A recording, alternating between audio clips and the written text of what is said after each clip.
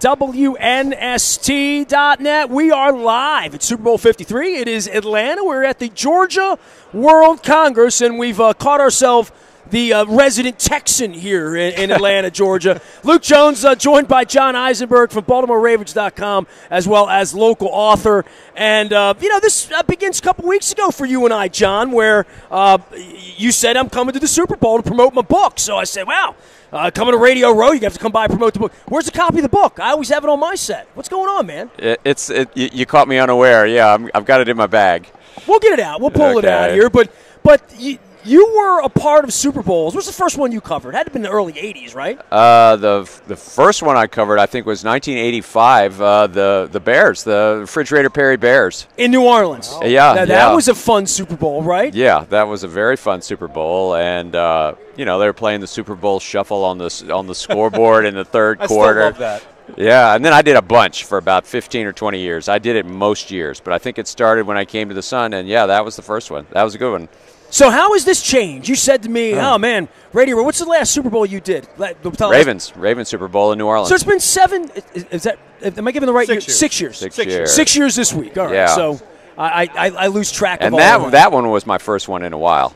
I mean, that one was my first one. I left the Sun in 2007. So you've been the one Super Bowl in the century? No, not not many more than that. A couple more. I went to the Ravens one, which I guess the first Ravens one was this century, and then maybe one or two after that, and then the one where they played. But you're a unique cat in that, with all the wisdom growing in on your beard, I see the silver coming in that I've got. It's already there. Olympics?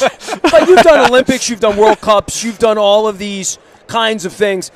I have had my crotch sniffed by more dogs here in the first 2 days than I have in 20 Super Bowls combined. Like from a lockdown perspective and what a guy like you flies into, Sater, I felt it got very different in Houston 3 years ago. I feel like it's as locked down. And Luke, you've been a part of this for a decade, but I'm 26 into this, and my first one was Minneapolis. Was the first time I was on what was a Radio Row. It didn't even exist at that point. But back in the 80s, this was a much more chill event. And you asked me, like, how am I going to promote my book? I'm like, well, you're just going to walk table to table, and it's a convention for all that. You've had no problem promoting the league, right? Oh, no, none at all. You very nicely found the list of people that are going to be here. And this is what it takes in this day and age. And I actually went to high school years ago with a publicist, and I gave it to her, and she's been scaring up interviews. So, yeah, it's just set them up and knock them down one after the other. It's a great place. To do a book of football, NFL history, I cannot think of a better place. What's the most fascinating part of your book for the other people? I mean, I've talked to you about it for the last year and a half, same way I talked to you about the streak a year and a half leading up to it, because we talk football, we get together and visit. Well, from the outside, when someone comes in, I mean, I'm sure if it's a Chicago station, they want to talk, or it's provincial in that way, but the overall for a relative 35-year-old guy Luke's age, interviewing you about the book, what's the thing that a young person would want to know about the book? A young person, I think, would not believe that this is the NFL. The NFL had this period in their history. Where it almost went out of business. And it was not like 3 years where, whoops, somebody left, like, Uncle Billy and It's a Wonderful Life, left the money on the, it wasn't a one-time event. It was decades. 20s, 30s, 40s, NFL was barely making it, and it was really a failing enterprise in many respects. And I think young people just cannot believe that. I'm going to promote my sponsor right now because John's drinking coffee, and I have a clean – I got a Royal Farms cup for you here. There you go. So, all right, I'm pouring it right in. There you go. You see that for our friends at Royal Farms? We got Logan. So I'm checking the shot here. For Actually, you may need this. With the Ravens, let's jump into this because we're missing the DaCosta press conference. There's usually a Steve Bisciotti press conference. You were a columnist back when you could go up to Art Modell and say hello, or you could go up to Ed Williams a couple times a year and say hello back in the day, or even find someone who represented Eli Jacobs. You were on the other end of some angry late-night Scotch-fueled conversations with Peter Eisenberg. It's Pete Angelo's on the line. Well, let me tell you, those stopped. I didn't get many of those. But you had a couple of those. Yeah, but there weren't many. He was not happy. Look, Leibovich is coming by later, who wrote The Big Game, and I know you read that too. Yeah. The era great of book. Great book. The era of big ownership and the era of where we are here, where it's Kraft and Kroenke. This guy boned St. Louis. Lied. They all lied. They played games. They were always pulling that team out of there. Jerry got a hold of it. All that's chronicled in Big Game was chronicled out in the modern media 3 years ago. Now it all pays off. He's got his hole in the ground. The Rams are sharing this thing. St. Louis is boo-hooing, and here they are. It really is incredible, and all we want, I think, as fans, as a guy with a PSL who ate $1,800 worth of tickets this year, is just a little accountability from the owner. And now I'm starting to think maybe Steve Bisciotti will be like a lot of these guys and maybe not be as forthcoming. You know, like It could be. It could be. It could be that. But, I mean, it is amazing when you look at the history of it. Coming to you straight from, I just did a show in San Diego. And, you know, and I'm getting ready to go on the air, and I'm thinking, oh, my God. Who am I talking to? What San Diego, you know, because that is a great football city. And, you know, I've flown in there for years to do Ravens games. Great fans, great everything. And they're gone. And it's like, how did that happen? They are gone. I mean, they're pissed. I was there for 2 days. They are mad, and I don't blame them. It's like those are great fans that have been abandoned. And that is...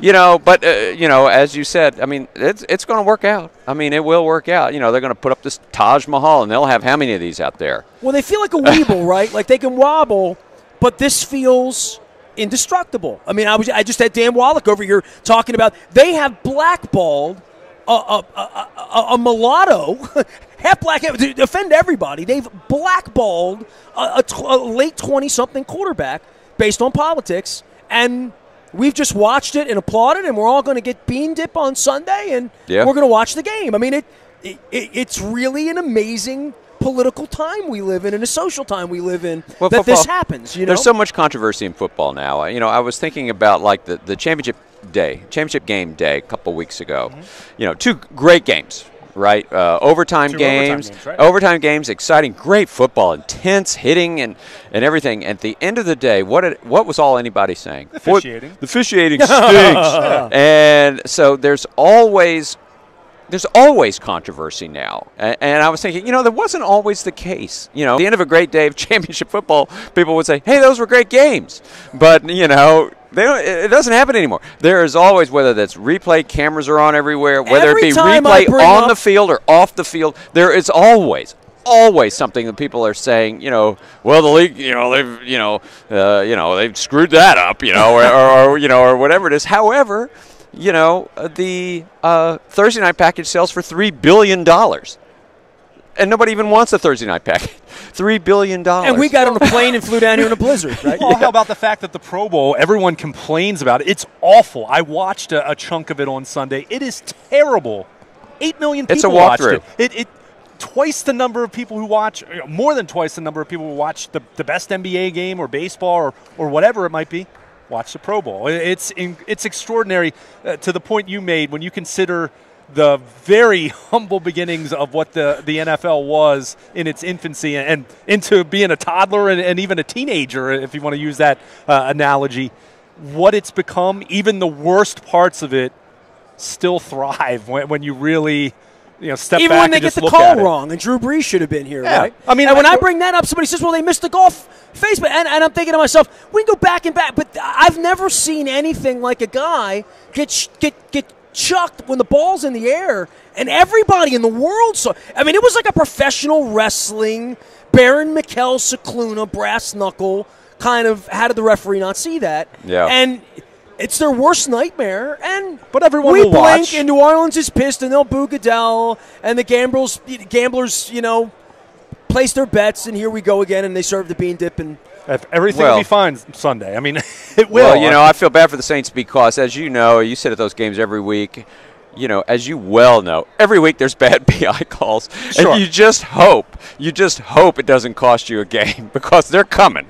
They are coming, and so that's your worst case scenario. Not only did that one come and cost him a game, it cost him a trip to the Super Bowl. I mean, it doesn't changes Drew Brees' legacy. Changes everything. Potentially. I mean, it's yeah. Although I don't really subscribe to I hate the narrative like it cost him the game.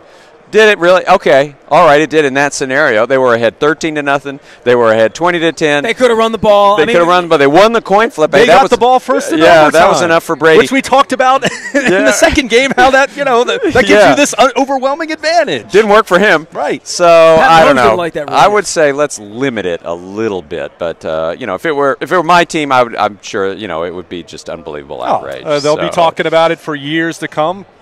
If Drew Brees gets back here next year and they win, okay, maybe there's a little bit of Ravens getting over Billy Cundiff and Lee Evans going on. But yeah. No, Did you have to bring that one up, man? Hey, the Ravens got their redemption a year later. That's my point. If Drew Brees and the Saints don't get that, they'll be talking about that in New Orleans. Dude's for 50 years decades. old. How many times do you expect him to host the NFC Championship games, Yeah. I think that's probably a long shot. Yeah. John Eisenberg's here. Luke Jones is here. The book is The League. You can go find it anywhere. John Eisenberg is available. Be More Eisenberg, of course, out on Twitter. All of our WNST coverage brought to you by our friends at Strategic Factory. They make hats like this and hoodies like this and cups like this, and they put the strategy behind it to help your company brand, market, and sell more stuff. It's Strategic Factory there in Owings Mills. Also, Royal Farms, real fresh, real fast. I gave Eisenberg the coffee mug. There is. It's not Royal Farms coffee, and there's nothing that good. Trust me. They're not here. Luke? You would agree with that, right? I agree. Yeah, absolutely. Luke's been pitching about the coffee since we left, so have at it. Go get some Kona Blend at Royal Farms. And, of course, our friends at LifeBridge Health, Sports Medicine Institute. For this game and for Brady, and I know you entered Baltimore with the legacy of Roger Staubach on your shoulders, where Johnny Unitas was in Baltimore. We're ushering out the Flacco era. He's 10 years younger than Brady, right? And here we are again. And as we sit here again, and Joe Flacco's going to go run the Dolphins or the Redskins or wherever it's going to be, can you honestly sit here right now and think that Lamar Jackson's going to beat him in a January game next year, or that anybody's going to beat him, or that the Dolphins or the Bills or the Jets are going to somehow not provide 6-0 or 5-1 fodder for the Patriots? It's really an incredible thing here that they've done, and I know 5 years from now we'll find out what they're doing to cheat, because that's what we always do. But for now, this is one of the remarkable modern sports stories. I thought we saw the end of it with Jordan, right? I mean, the Yankees have always overspent. So if they win 4 out of 5 World Series, we just say, well, they have the most amount of money. Right. I don't know how to look at this after 20 years of coming to Super Bowls, and every other year he's here. And over the last 3 years, which is age 39, 40, 41, that's correct. Yeah. He's here every January, and it sucks for us because it's not fun, but it's remarkable. I don't know other word for it. It is. I mean, it reminds me of, I'm really dating myself, but it reminds, the Boston Celtics way back in the day had a great dynasty. And then towards the end of that dynasty with Bill Russell and all those guys, they weren't really that good, but they knew how to win. And they would turn it on in the playoffs, and they would win. And I see some analogy. Like a beat-up old pitcher. Yeah, that knows how to throw strikes and get up there, like Jesse Orozco at age 46. Could still get people out. Had nothing, but he, I'm convinced that Jesse Orozco could get people out today. Yeah, just doing all that, and it's like, where's the ball? But anyway, Brady. The Patriots aren't even that good this year. I don't think. I mean, they're just not that good. Yeah, we've been saying that for 19 weeks now. Well, this week, this year for sure. But yet, the best team, the best performance of anyone in the playoffs was that game against the Chargers. It was otherworldly. I didn't think they had perfect. They throttled them. It wasn't even close. But I think we thought they didn't have a 35-7 halftime lead in them anymore. The Chargers were just stunned. You can see they came in there. It's like, we got a shot here. And it's like, no, you don't. And so, I mean, they raised their game, and Brady is, my hat is off to him. It is remarkable. And at 41, he doesn't look like Peyton Manning at 41. Peyton Manning was here at, 40? Well, we talk about where the cliff is. We even talk maybe Drew Brees the last 8 weeks wasn't as good. And we see that with anybody over 35. Steve Smith wasn't any good after week 8. We've talked about that. I mean, there have been quarterbacks that have played into their late 30s, but in every single case, just about, unless they just say, I'm going out on top and it's over, Peyton Manning, and go down the list. And, Drew Brees, if you look at how he played in December and how he played in the postseason, when it's over for a quarterback, it's not like this gradual decline. They fall off a cliff. I mean, it is ugly. It's like Steve Carlton. We saw this with Peyton Manning his last year in Denver. I mean, I thought one of the more charming things, though, about Peyton Manning's career is how he got through that season. And remember, he was benched, but he just with moxie and experience and wisdom and basically mustering up enough arm strength to make like 2 plays per game and just get out of the way. And granted, he had a great defense, and certainly that helped. But you keep waiting for that with Brady. Maybe this was the start of it with Breeze, and we'll see what he looks like next year. I hope it starts Sunday for Brady. 41 years old is not no quarterback has played to this age at that high of a level. We thought 2 years ago when he's losing 28-3 that this was the end, right, for him, right? Well, that was the best performance of all.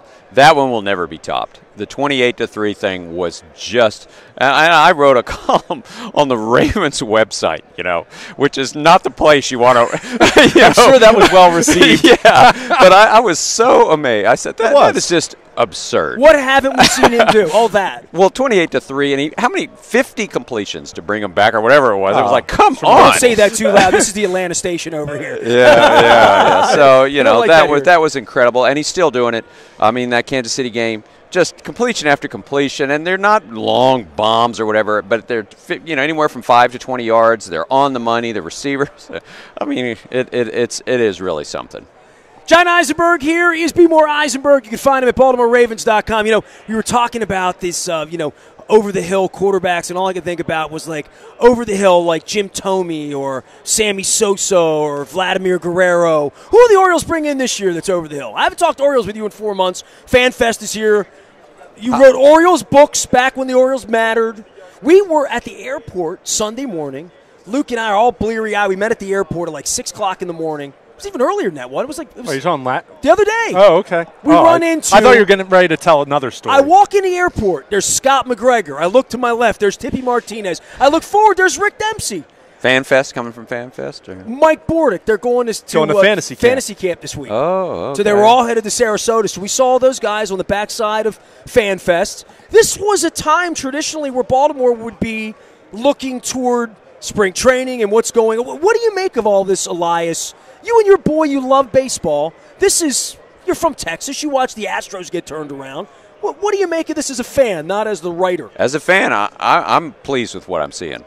As a fan, I mean, you ask what old over-the-hill guy is going to be coming in. I hope it's no one. Yeah, they may bring someone in, but that's not what it's about. And Elias, I heard an interview, I think, on your air, where he said, maybe it was Adam Jones. It was like, but, we want to do this, but this is not what we're about, basically, is what he said.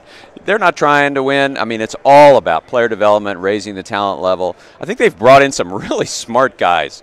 And it's the Baltimore Orioles. They did it.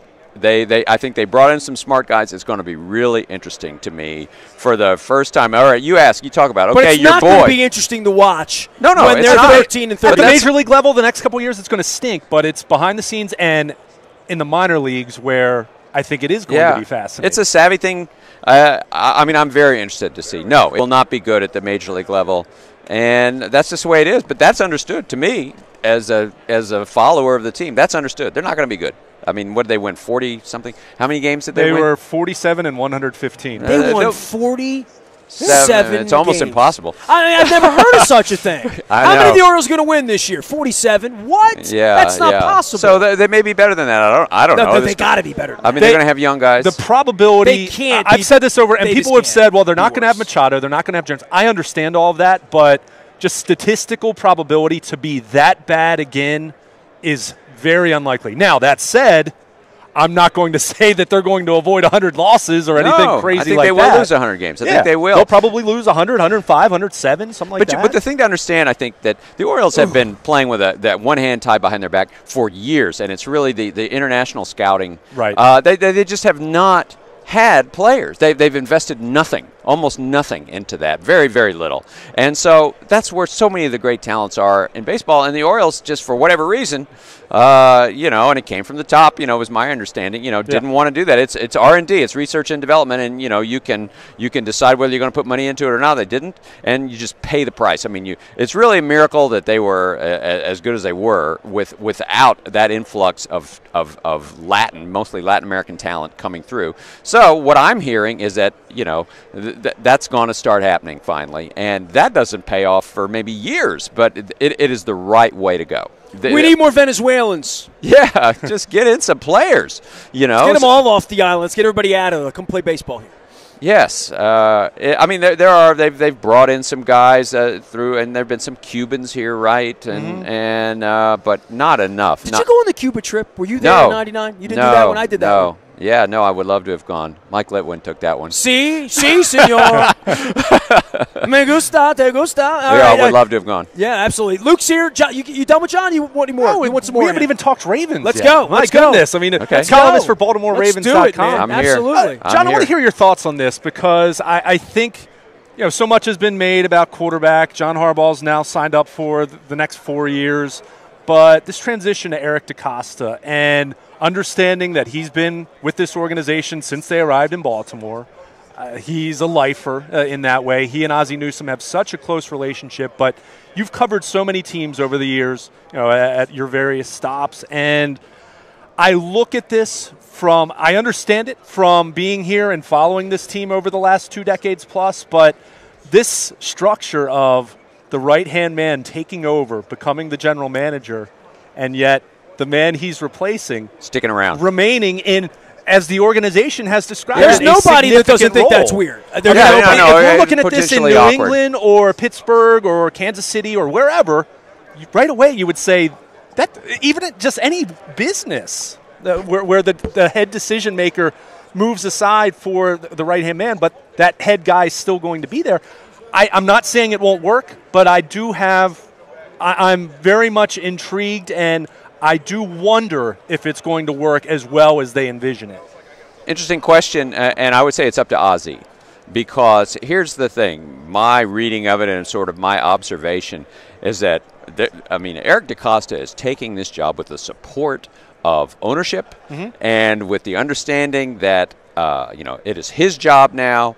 He's making the calls, and he is not going to be Ozzie 2-0. Right. I mean, he is not. I think that's my question. Like, how much will I don't think he's going to be. We're not going to be here for the press conference this week. That really is the question, and that's he's the hardest thing to answer, to say, at what point on the yellow brick road or the purple road would you have made a right instead of a left? You're not going to hear that. So you're just not going to hear it. It's not going to be what he says, it's what he does. Right. And whether it's drafting over and over again, interior linebackers in the 3rd round instead of Juju Smith-Schuster, maybe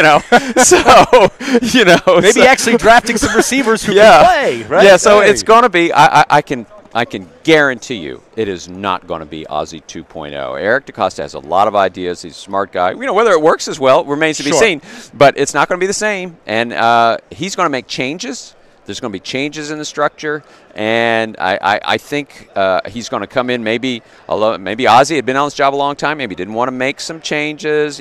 If let's say, for instance, and I don't know that this will happen. Let's say they part ways with Terrell Suggs, which is an issue. Very hard for Ozzie to do that. Sure. I think easier for Eric. And there's a very strong argument to be made for keeping him another year, sure, or to let him go and say, hey, at what price? It's the money. And who are we going to be next year? Sure. And I think a lot of that starts with Mosley, because that's where most of the money is, to say, are we going to be with him or not with him?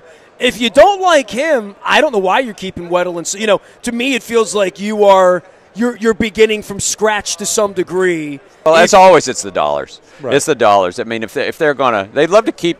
I don't know who they really want to keep. I know they would want to keep Mosley. I don't think there's any doubt, even understanding that he's maybe, the game is more speed and he's a little more power, not quite as good against the pass. He's a great football player, and I think your defense starts there and builds out. And I think that one is where they may invest those dollars. And, whether that's to the detriment of the offense, we'll see. It's a good question. But it may come at the cost of some of those other defensive guys. I mean, you remember the comment Steve Bisciotti made in that session a few years ago, we want to pay ascending players. And not descending players or status quo players. Now, where the CJ's ascending, I don't know, but that would be you could certainly say he's going to maintain for the duration of the deal, more so than saying that about an Eric Weddle, a Jimmy Smith, a Terrell Suggs. Pay the 26-year-old guy who's got a good head on his shoulders. And I mean, it's a little like paying Mike Mussina, I thought, back in the day. It's like if you give certain players, there's always a question. I don't care what sport. You give them a bunch of money, are they knotheads, or are they going to waste the money? Well, who were they before? Who were they before? Yeah. When you Mike get to know these Mussina, guys, you knew. It's like, and he pitched, for years. I think CJ's the same way. He takes care of his body. He's level-headed. I think he'll be a good investment from that regard. To be the captain of your defense for the next 4 or 5 years. That's not a bad way to go. But, if you go there, it says to me you're committing to some semblance of stability. If you're getting rid of him and sticking Weddle and Suggs around, that doesn't feel any. That doesn't make sense. To me, if you're not keeping CJ, unless there's an argument that you want one of those guys because you're losing so much leadership then, but from a roster construction, good player collection standpoint, that losing CJ and then keeping those guys, I'm not really sure.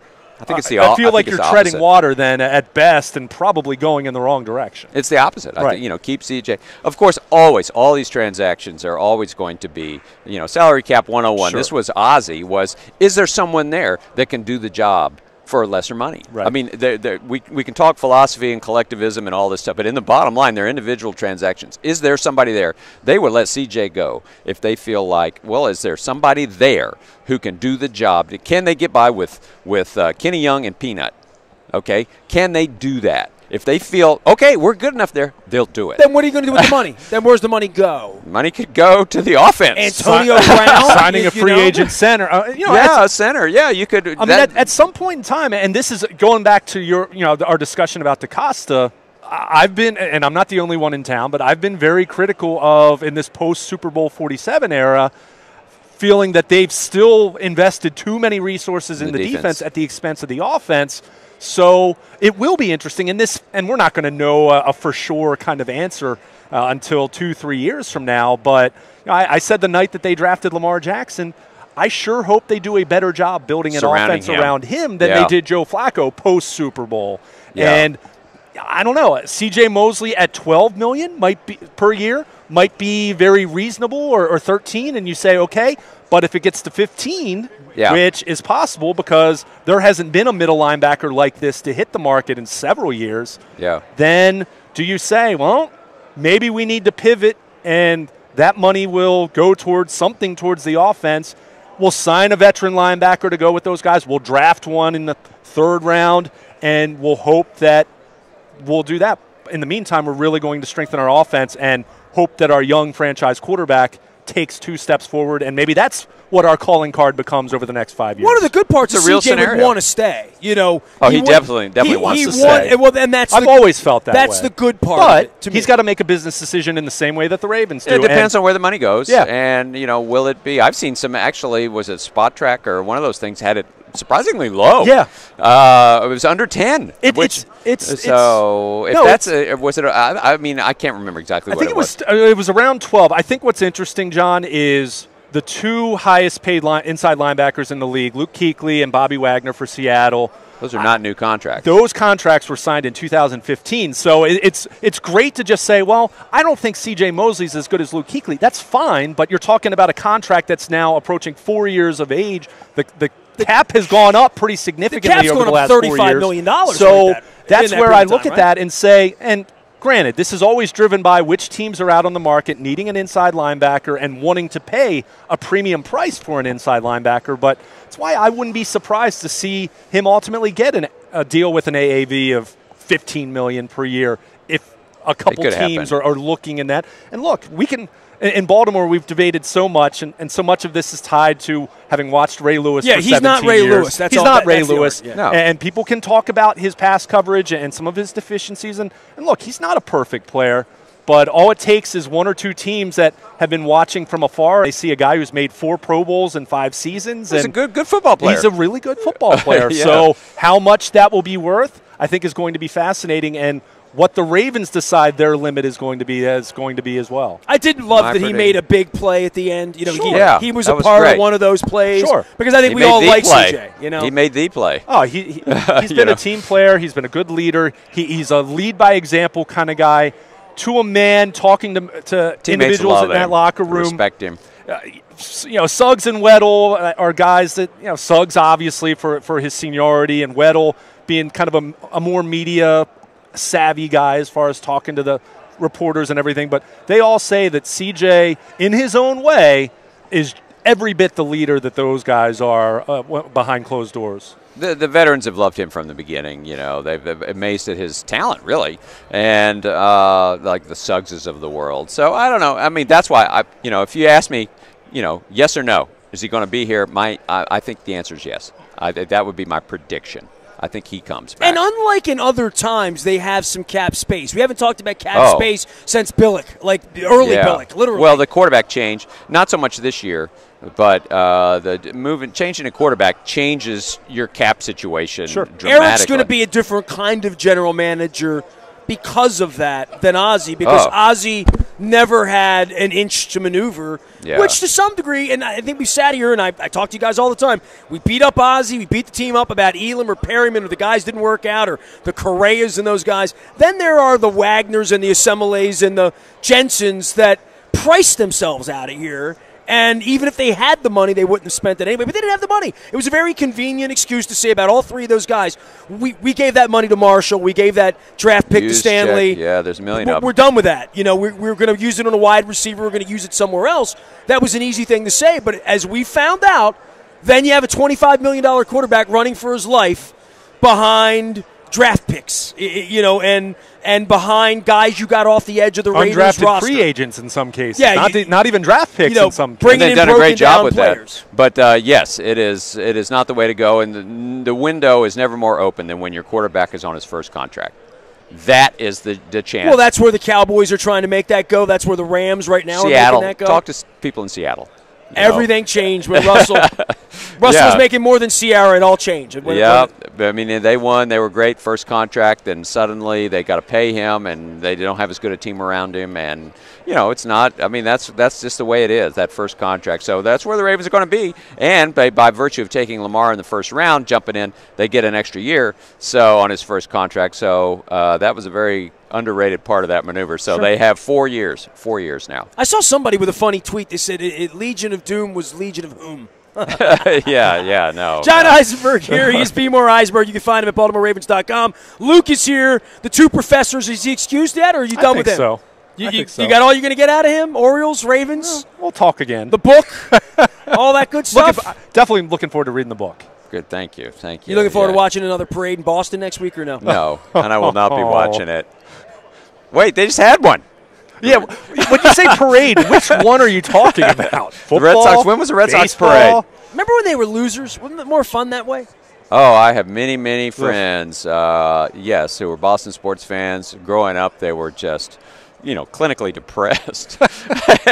Now they're tired of winning. Yeah, now it's like, I didn't want to hear about it. I do not want to hear about it. Tommy, TB12. Yeah. We're down in Atlanta. We're at Georgia. The Georgia World Congress Center is what they call it here, Super Bowl 53. All of our coverage brought to you by our friends at LifeBridge Health Sports Medicine Institute, Dr. Craig Bennett and Dr. Kevin Crutchwood. He's been texting me all day here about my wife wanting to do the half marathon. Appreciation for them. Also our friends at Pizza John's. I'm drinking the Baldy ID Life concoction out of my Pizza John's cup here, so I can't get Pizza John's, but we are going to meander out here into Atlanta, try to find some decent pizza while we're down here. Also, Royal Farms, real fresh, real fast. John's out of coffee, so we got to let him get going right now. You can find all of our stuff in the buyatoyota.com audio vault 24 hours a day from anywhere in the world on your mobile device by downloading the TuneIn radio app. We come in crystal clear from anywhere in the world. Our morning newspaper delivers digitally to your email inbox each and every morning at 7 a.m. It's all brought to you by Planet Fitness and PlanetFitness.com, where it's always $10 a month and $5 down.